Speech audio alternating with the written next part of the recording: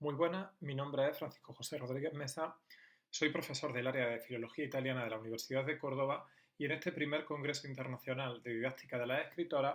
presento esta comunicación de título Giovanni Sapadino e Iarienti, un aliado filógino en la enseñanza de literatura comparada hispano-italiana. La literatura comparada es una materia clave de la formación filológica, pues ayuda al alumnado a comprender que los contenidos que ha adquirido con respecto a una determinada civilización literaria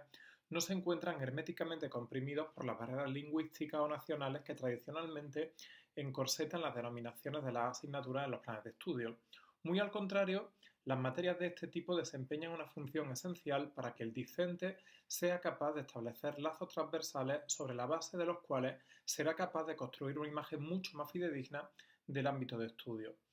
Insistir en la relevancia de las letras italianas en el campo del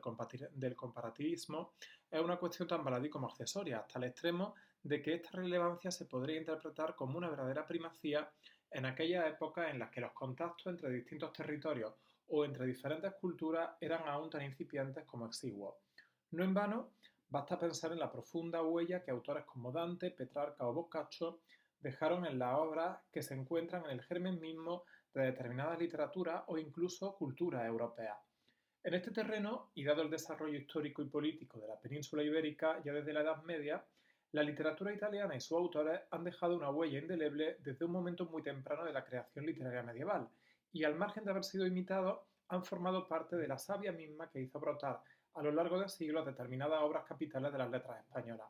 Ante este panorama, huelga decir que el estudio de la literatura comparada hispano-italiana se hace imprescindible desde dos perspectivas, tanto para el alumnado de literatura española como para los discentes de literatura italiana. Es cierto que este dúplice interés o la doble vertiente del mismo no se encuentra reflejado en las asignaturas insertadas en los planes de estudio de la Universidad Española actualmente en vigor. Así pues, si nos ceñimos a los datos que encontramos disponibles en las páginas web de las universidades españolas, tanto con referencia a los cursos académicos 2022-2023 como 2023-2024, observamos que la oferta específica en literatura comparada hispano-italiana es escasa. Esta se limita a 4 asignaturas, 3 de ellas adscritas a titulaciones de grado y una a un título de máster. Por lo que atañe a las asignaturas de grado, solo una de ellas es obligatoria: literatura comparada italo-española, de 6 créditos FTS de carga docente e impartido durante el primer semestre del cuarto curso del grado en estudios italianos de la Universidad de Salamanca. Las restantes dos asignaturas son optativas y se imparten en la Universidad de Granada, centro que encabeza el interés por el comparativismo hispano-italiano en España y que además lo enfoca en la doble vertiente antes indicada, al interpretar esta materia como un bien de interés tanto por parte del hispanismo como del italianismo. En consonancia con ello, encontramos, por una parte, la asignatura El espacio hispano-italiano en el Renacimiento y el Barroco, del primer cuatrimestre del cuarto curso del grado en Filología Hispánica, y con una carga docente de 6 créditos. Y por otra, Literatura comparada hispano-italiana, del primer cuatrimestre del cuarto curso del grado en Lengua Moderna y Subliteratura, dirigido a los alumnos que han escogido italiano como lengua y también de 6 créditos FTS. El panorama de estudios de posgrado es incluso más simple que el de las asignaturas de grado, como ya hemos dicho, pues solamente la Universidad de Córdoba oferta una materia específica de literatura comparada hispano-italiana. Esta materia se encuentra en el seno del máster en español, lengua, literatura, historia o enseñanza y se trata de relaciones literarias hispano-italianas en la Edad Media del Renacimiento, adscrita al módulo de especialización investigadora del itinerario de literatura hispánica, en el que todas las materias son optativas y todas ellas tienen una carga docente de 4 créditos STS. Si observamos los arcos cronológicos que predominan en los programas de las asignaturas mencionadas, nos daremos cuenta de que una de las vertientes que con más fruición se abordan en el aula de literatura comparada hispano-italiana tiene que ver con los studia humanitatis. Por supuesto, la presencia que se atribuye a este movimiento cultural en los programas es consone al impacto que los humanistas, especialmente italianos, tuvieron en la cultura de los siglos XIV y de los siglos del XIV al XVI y a la intensa recepción que de la obra y de sus principios ideológicos de esta época se produjo en la península ibérica. No en vano, este arco cronológico abarca casi la totalidad de contenidos abordados en las asignaturas de la Universidad de Córdoba y en la optativa de Filología Hispánica de la Universidad de Granada, y se encuentra también ampliamente presente en las otras dos materias que hemos mencionado, tanto en la optativa de la Universidad de Granada, dirigida a los alumnos de lengua moderna, y su literatura, como en la obligatoria de la Universidad de Salamanca, dirigida a los alumnos de estudios italianos. Sin embargo, y aunque no pretendemos poner en tela de juicio la selección de los contenidos en las asignaturas citadas, cabe resaltar que el hecho de que la composición eminentemente masculina del humanismo italiano no se contrarreste con una selección de textos prácticos donde se dé visibilidad a la mujer puede conllevar a que el alumnado dé por sentado la interpretación de este movimiento cultural desde un punto de vista androcentrista, que no se corresponde con la realidad. Habida cuenta de este hecho, en el presente trabajo expondremos las ventajas que desde el punto de vista de la literatura comparada hispano-italiana de los siglos XIV al XVI, pero con especial interés en los siglos XIV y XV, podría conllevar la inserción de un autor tradicionalmente ignorado por el canon, como Giovanni Sabadino de Iarienzi, en aras de que el alumnado adquiera una visión más completa tanto de la heterogeneidad de los ámbitos que abarcaba el interés de los humanistas, como de la complejidad de los lazos que se entretejían entre las penínsulas italiana e ibérica durante este periodo. Para dar visibilidad a la figura femenina en la obra humanista, la unidad propuesta tendrá como hilo conductor el nacimiento y el desarrollo de la obra en defensa de la mujer, así como la configuración de sus personajes y destinatarias, desde el de Mulieribus Claris de Boccaccio hasta el papel que Isabel la Católica desempeña en la obra de Giovanni Sabadino de Iarienzi. Además, este último componente facilitará la integración de los contenidos comparativistas que deben ser inherentes a la materia. En esta diapositiva puede observarse el esquema de los contenidos teóricos que proponemos. En él se parte del análisis del De Mulieribus Claris de Boccaccio por lo que atañe a las ideas filógenas que comporta, fundamentalmente en lo que se refiere a los argumentos que Boccaccio aduce para la composición de la obra y también a las fuentes de las que se nutre para construir su corpus de mujeres célebres.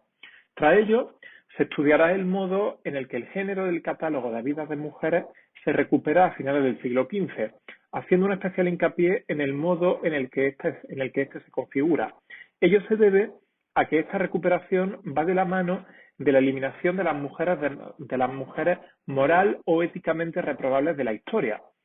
de modo que se pasa de una colectánea de mujeres famosas, como era el caso de Boccaccio, a una de mujeres ejemplares o virtuosas, como es el caso de las que encontramos en la última parte del siglo XV. Para ilustrar el modo en que este fenómeno se manifiesta en la península italiana, se expondrán los principales rasgos denominadores del libro delle Lodi delle Donne, compuesto a principios de la década de 1480 por Vespasiano da Bisticci, y a continuación se discurrirá acerca del modo en que, a partir de esta misma década, se configura el catálogo, el tratado filógino, que surge en el ambiente de las cortes del área emiliano-lombarda. En esta selección se hará especial énfasis en Giovanni Sabadino de Iarienzi y en la corte boloñesa, en Bartolomeo Goncio, en el caso de la corte de Ferrara, y en Mario Equícola por lo que atañe a Mantua.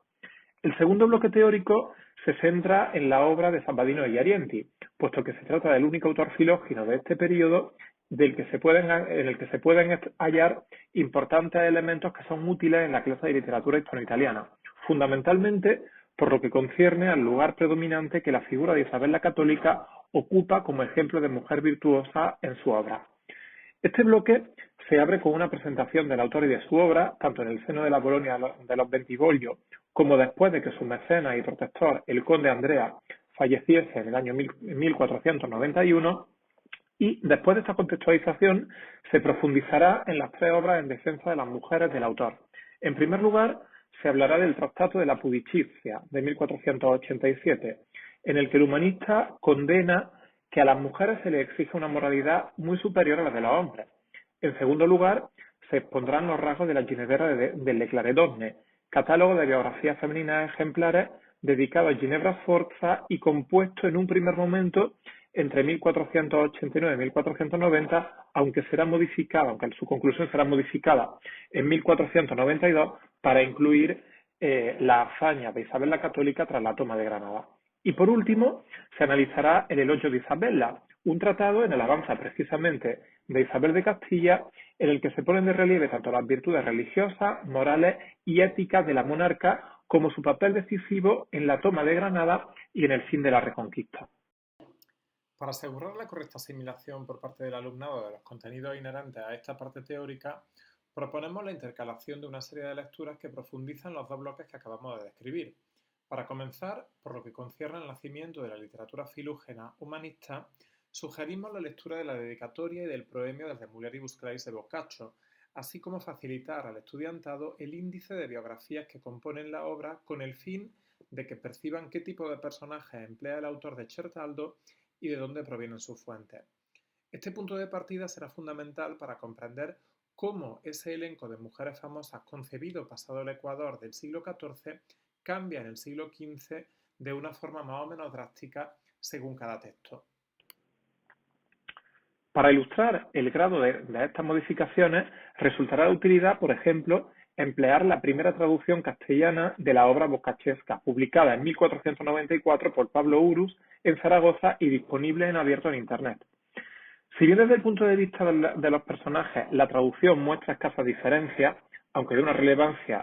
gran relevancia para un análisis más profundo, lo más importante es que la versión castellana introduce ciertos fragmentos que el anónimo traductor añade para alterar o incluso para tergiversar los propósitos de Boccaccio. Estas modificaciones, de leve alcance textual, aunque de importancia nada desdeñable, suelen coronar cada uno de los capítulos y son la prueba del choque cultural que un título puramente humanista y filógeno, compuesto en la Italia del Trecento, supuso en la cultura ibérica de final del siglo XV.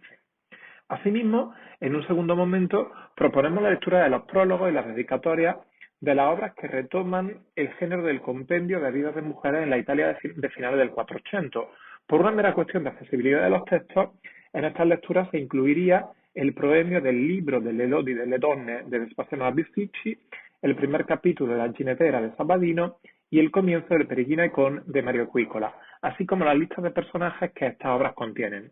La finalidad de estas lecturas es que el estudiantado perciba, por un lado, cómo las mujeres célebres van cediendo su espacio a las mujeres virtuosas, como ya se ha dicho, y por otro, cómo el corpus de personajes seleccionado por cada autor se entrelaza de una forma muy íntima con el contexto social y político en el que la obra será recibida y leída.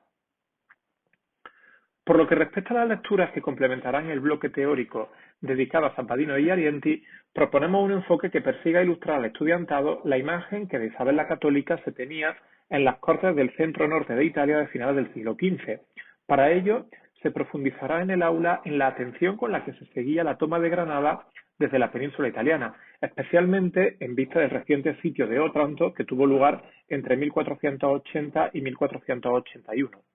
Tras esta introducción, se comentarán en clase las modificaciones que en 1492 y tras conocer la entrada de los Reyes Católicos en la ciudad nazarí, realiza Sabbadino degli Arienti en la Ginevera. El fragmento está en la diapositiva y en él destacan, entre otros elementos, los contrastes entre los roles de poder que Sabbadino atribuye tanto a Isabel como a Fernando. Por ejemplo, el hecho de que ella sea definida como mujer del glorioso rey de España y que acto seguido la soberana se describa como una persona omnipresente en el campo de batalla y con la sabiduría y el arrojo de un experto condotiero. Tras este análisis, para profundizar en el elogio, obra de la que Isabel es verdadera protagonista, se sugiere la selección de un corpus de fragmentos para la lectura por parte del alumnado. A nuestro juicio, podrían ser iluminadores de las características de la obra tres pasajes de naturaleza distinta. En primer lugar, el comienzo del tratado, en el que Sabbadino muestra su admiración por la reina de Castilla y que está presente en esta diapositiva. En segundo lugar, algún fragmento del segmento del elogio en el que Sabbadino introduce vidas de santos o episodios bíblicos a modo de ejemplo para insistir en la intensidad de la fe de Isabel la Católica. Este fragmento es de utilidad, o alguno de estos fragmentos puede ser de utilidad, porque complementa el retrato de la monarca castellana, pues subraya que no solo llevó a cabo la reconquista por ser una sabia y valiente monarca, sino por una cuestión religiosa. Por último, recomendamos el colofón de la obra, en el que el autor desvela sus intenciones reales para con el tratado, es decir, disfrutar del mecenazgo de la destinataria y con tal fin le indica cómo puede ponerse en contacto con él. Este segmento es altamente relevante, pues al ofrecer a la reina de Castilla estas indicaciones, Sabbadino elabora una lista de aquellos personajes del entorno de los reyes católicos que en algún momento de las décadas de 1480 o 1490 mantuvieron relaciones con el ambiente boloñés ya fuesen estas puntuales o más estables. A través de este itinerario de lectura del autor boloñés se puede adquirir una visión más nítida del conocimiento de Isabel de Castilla en el área emiliano-lombarda de finales del 480, a la vez que el estudiantado consigue obtener conocimientos más exhaustivos tanto del humanismo de los siglos XIV y XV como del peso que en él tenía el ambiente cortesano, además también del papel político y cultural de las mujeres del Renacimiento. De hecho, todas las obras seleccionadas en esta unidad están dedicadas o inspiradas por mujeres. Del mismo modo, también se hará consciente al alumnado de que la denuncia de las desigualdades entre hombres y mujeres no es un hecho actual, sino que hunde sus raíces hasta un periodo muy antiguo de nuestra cultura. Pues muchas gracias por su atención y si tienen alguna duda estaré encantado de resolverla a través del correo electrónico.